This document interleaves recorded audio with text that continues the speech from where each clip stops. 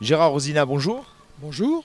Vous êtes le responsable du marchathon pour le Lions Club qui est l'organisateur de ces marchatons. Alors pour vous, est-ce que ça vous fait chaud au cœur? Aujourd'hui nous sommes au stade Antoine Béguer, il y a 750 ou même 850 enfants qui sont en train de tourner. Deux personnes malvoyantes sont également avec ces enfants. Qu'est-ce que ça fait lorsqu'on est responsable d'une telle opération? Mais ça fait énormément plaisir, évidemment, puisqu'on a l'habitude de tourner sur tout le Grand Sud-Ouest, depuis le nord de Bordeaux jusqu'à Saint-Jean-de-Luz, en englobant les Hautes-Pyrénées, les Landes, les Pyrénées-Atlantiques, la Gironde, le Gers et même le Lot-et-Garonne. Donc ça nous fait énormément plaisir. C'est les non-voyants dont vous venez de parler, les jeunes les connaissent bien puisqu'ils ont fréquenté les classes où ils sont allés les sensibiliser à tout ce qui concerne le handicap. Ils leur ont parlé de la façon dont ils étaient venus aveugles. Alors il y en a un c'est par naissance, l'autre c'est par accident. Donc ça sensibilise les enfants. Ils leur expliquent que dès lors qu'ils ont la chance de bénéficier d'un chien guide d'aveugle, leur vie est complètement changée. Et à partir de là, les enfants veulent se battre, ils veulent s'investir, se mobiliser pour essayer d'offrir un chien guide à une personne qui est dans sa prison de noir et qui, grâce à ses enfants, pourra sortir et avoir une autonomie complète. Alors qui a eu l'idée de créer ce marchathon? Alors ce marchathon a été créé par une personne de Bordeaux qui est sensible à toutes les questions de vue, qui s'appelle Jean-Emmanuel Decaillé et qui a monté l'opération Marchathon pour venir en aide à l'école des chiens guides d'aveugles de Mérignac. Et ensuite, un jour que le Lions Club de Lourdes faisait une action dans les Hautes-Pyrénées en vue d'offrir un chien guide à un jeune Tarbé qui s'appelle Denis et qui travaille à la caisse d'épargne. Ce jour-là, il est venu, il m'a dit, tu sais, il y a une meilleure manière pour gagner de l'argent, pour offrir des chiens guides. Je te propose de faire des marchatons. Et depuis, j'ai introduit le marchaton au Lions Club. Et tous les clubs Lyon ont été enchantés de la démarche parce que le Lyon est très attaché à tout ce qui touche la vue.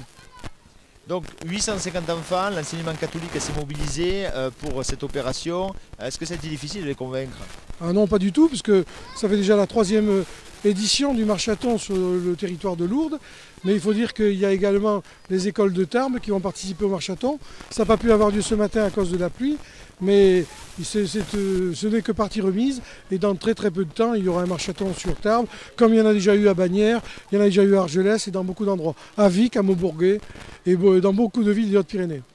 Et donc la somme récoltée vous permettra donc peut-être d'offrir, ou sûrement d'offrir un chien aveugle à un aveugle. Tout à fait, même s'il manque quelques centimes d'euros, il n'y a aucun problème. Le financement sera assuré, le chien est déjà en préparation. J'espère que cela pourra bénéficier à une personne des Hautes-Pyrénées et ce bigourdan se verra offrir ce chien d'ici peu, dans les 6 mois qui viennent. Et nous aurons le plaisir de venir avec cette personne dans toutes les classes qui ont participé au marchaton pour témoigner que leur bonne action a été concrétisée et en voyant le chien, les jeunes sauront qu'ils n'ont pas agi en vain.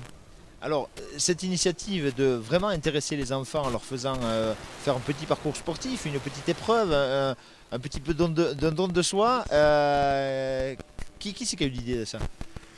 C'est toujours la même personne, c'est le concept. Le concept du marchaton est un concept qui est très particulier. Il se déroule en 3 phases. La première phase, c'est une phase de sensibilisation.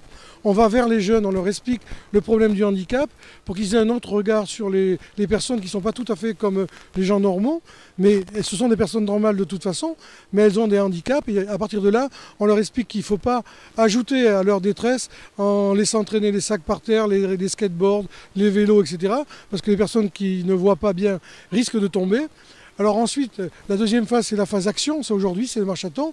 Là, le jeune, il va s'investir avec tous les moyens dont il dispose pour essayer de faire du mieux possible pour qu'un chien puisse être offert à un non-voyant. Et ensuite, la troisième phase, qui est peut-être la plus merveilleuse, c'est lorsqu'on revient dans une classe avec un aveugle qui est sorti de sa prison de noir avec son chien guide et qui vient dire aux enfants: merci les enfants, vous m'avez aidé, je suis venu aujourd'hui vous présenter ce chien qui quelque part est votre chien et je suis venu vous dire merci. Et ça, c'est votre plus grand bonheur? Ah oui, c'est le plus grand bonheur. Je ne connais pas de moment aussi merveilleux que celui de la présentation du chien aux jeunes enfants qui ont participé au marchaton. Merci beaucoup, monsieur Gérard Rosina. Je vous en prie, c'était avec plaisir.